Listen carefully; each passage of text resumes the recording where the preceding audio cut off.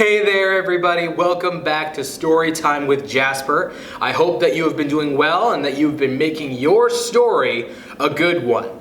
So, welcome back. We're going to be getting into another story today, so make sure that you are comfortable, you got yourself something nice to sit on, you have yourself your favorite plushie or maybe a very soft pillow or blanket with you to make it a nice and comfortable story time.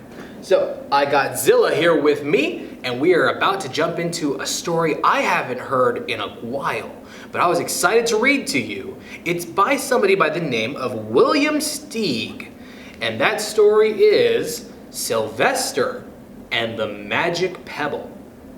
So we're gonna jump right into it, this story. So go ahead, get your plushie, and let's get started. Sylvester and the Magic Pebble. Sylvester Duncan lived with his mother and father at Acorn Road in Oatesdale. One of his hobbies was collecting pebbles of unusual shape and color. Can you see it here? Here is Sylvester right now. Sylvester is with his family and looking at his unusual pebble collection. So, on a rainy Saturday during vacation, he found a quite extraordinary pebble. It was flaming red, shiny, and perfectly round, like a marble. As he was studying this remarkable pebble, he began to shiver, probably from excitement, and the rain felt cold on his back. "I wish it would stop raining," he said. To his great surprise, the rain stopped. It didn't stop gradually as rains usually do. It ceased. The drops vanished on the way down. The clouds disappeared. Everything was dry, and the sun was shining, as if rain had never existed. So here's Sylvester while it was raining. And then all of a sudden, the rain stopped entirely. It ceased. It was gone. How did that happen? Did Sylvester do something to make that happen?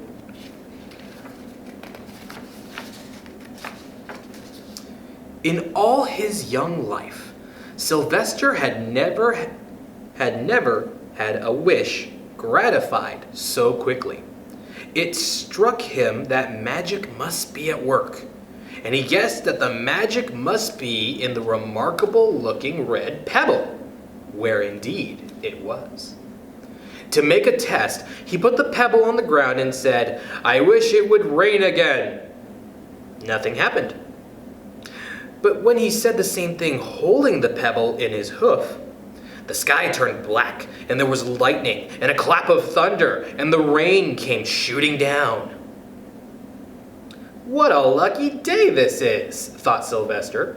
"From now on, I can have anything I want. My mother and father can have anything they want.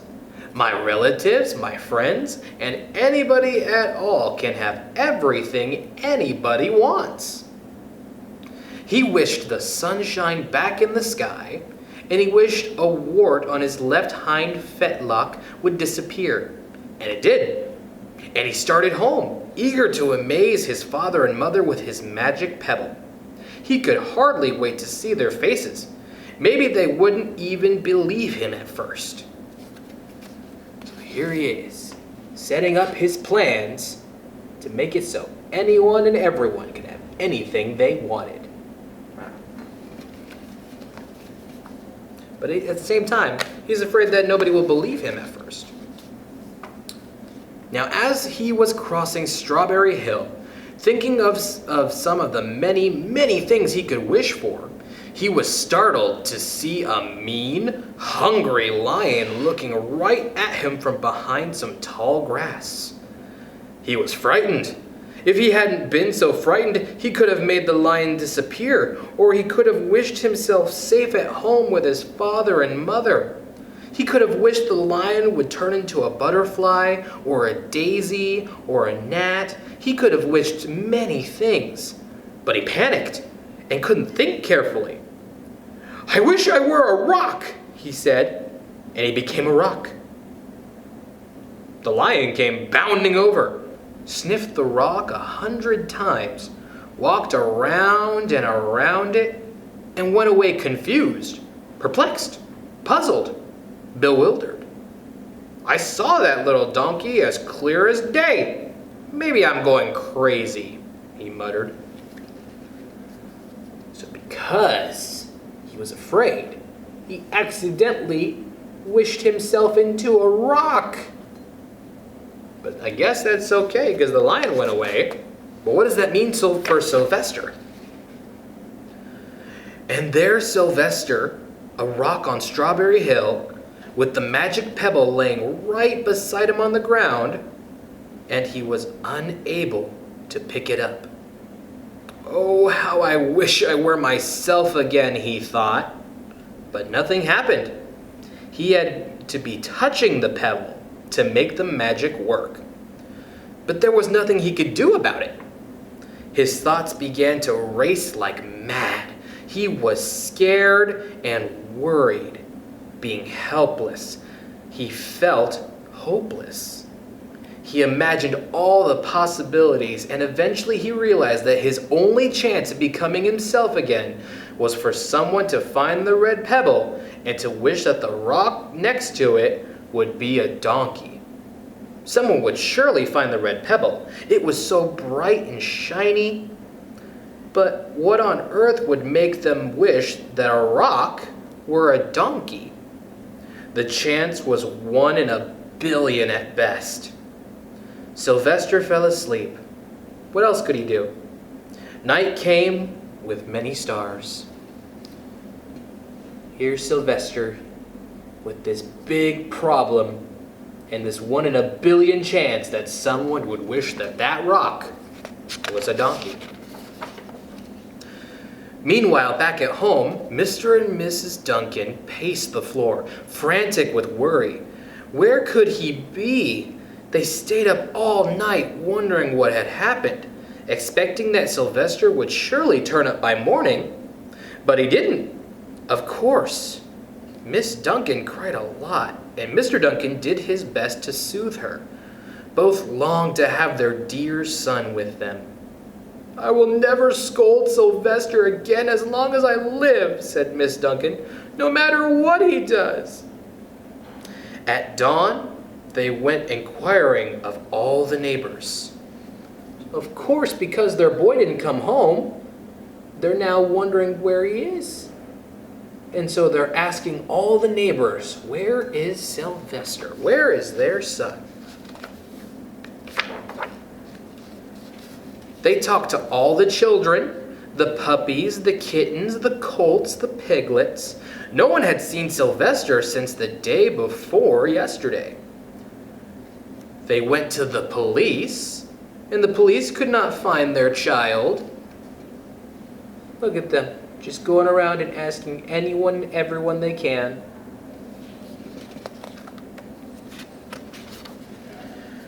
All the dogs in Oatsdale went searching for him.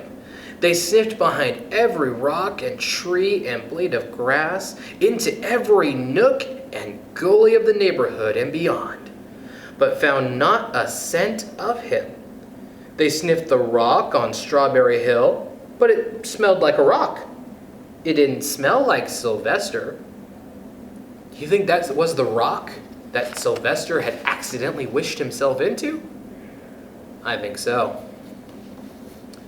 After a month of searching the same places over and over again, the inquiring of the same animals over and over again, Mr. and Mrs. Duncan no longer knew what to do. They concluded that something dreadful must have happened, and that they would probably never see their son again. Though all the time he was less than a mile away. He was a mile away, but a rock. They tried their best to be happy, to go about their unusual ways, but their usual ways included Sylvester, and they were always reminded of him. They were miserable. Life had no meaning for them anymore. You ever felt so sad for something going on in your life that you just didn't know what to do? Night and day and night followed over and over again. Sylvester, on the hill, woke up less and less often. When he was awake, he was only hopeless and unhappy. He felt he would be a rock forever, and he tried to get used to it. He went to an endless sleep. The days grew colder. Fall came with the leaves changing color, then the leaves fell, and the grass bent to the ground. So Sylvester, who used to be a donkey and is now a rock, is sitting on a hill with nothing to do. Then it was winter. The winds blew this way and that. It snowed. Mostly, the animals stayed indoors, living on the food they had stored up. One day, a wolf sat on the rock that was Sylvester and howled because he was hungry. There's Sylvester, the rock, who used to be a donkey, and a wolf is sitting on top of him. Poor Sylvester.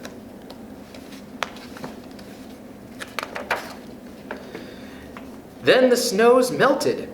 The earth warmed up in the spring sun, and things budded. Leaves were on the trees again. Flowers showed their young faces. So Sylvester has been here for so long. Winter has passed. And things have grown back again. One day in May, Mr. Duncan insisted that his wife go with him on a picnic. "Let's cheer up," he said. "Let us try to live again and be happy, even though Sylvester, our angel, is no longer with us." They went up to Strawberry Hill. You guys remember what hill that Sylvester was trapped on?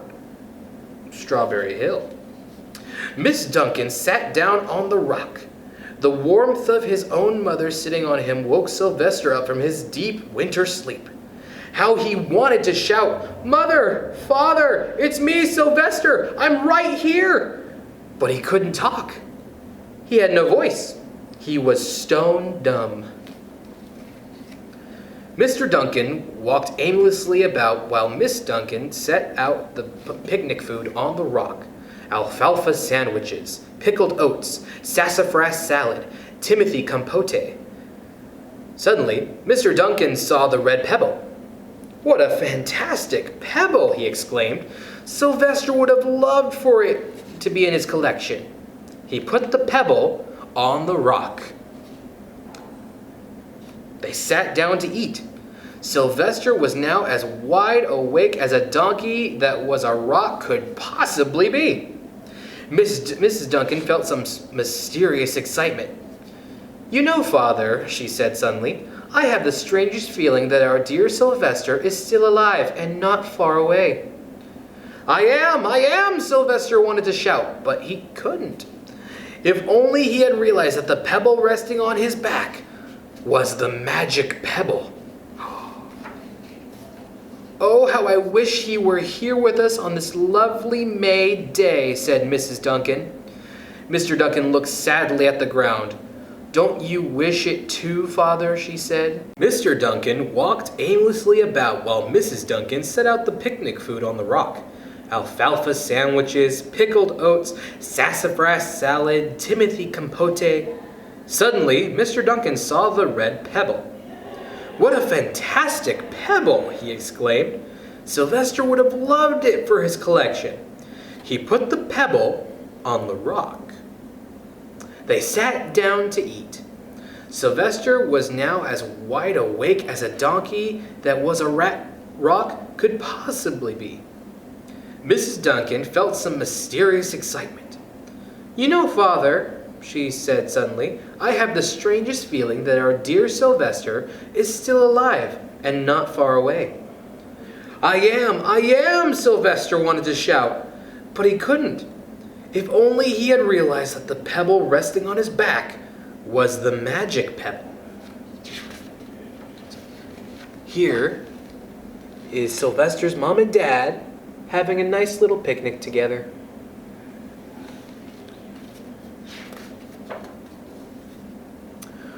"Oh, how I wish he were here with us on this lovely May day," said Mrs. Duncan. Mr. Duncan looked sadly at the ground. "Don't you wish it too, Father?" she said. He looked at her as if to say, "How can you ask such a question?" Mr. and Mrs. Duncan looked at each other with great sorrow. "I wish I were myself again. I wish I were my real self again," thought Sylvester. And in less than an instant, he was. He was himself again. You can imagine the scene that followed. The embraces, the kisses, the questions, the answers, the loving looks, and fond exclamations. Look it. Because the magic pebble was on Sylvester's back when he was a rock, he was able to wish himself back to the way he was. When they had eventually calmed down a bit and had gotten home, Mr. Duncan put the magic pebble in an iron safe. Someday they might want to use it, but really, for now, what more could they wish for? They had all they wanted. The end. And that was the story of Sylvester and the magic pebble. When we're going about making our stories, finding the good things in the day that make our stories unique and special, sometimes it's important to take a second and realize all the things that you already have instead of wishing for the things that you could want. So, thank you very much for joining us today on Storytime with Jasper. I hope that you find something in this day to make today a good story for you. Thank you for joining us, everybody. We'll see you next time. Take care.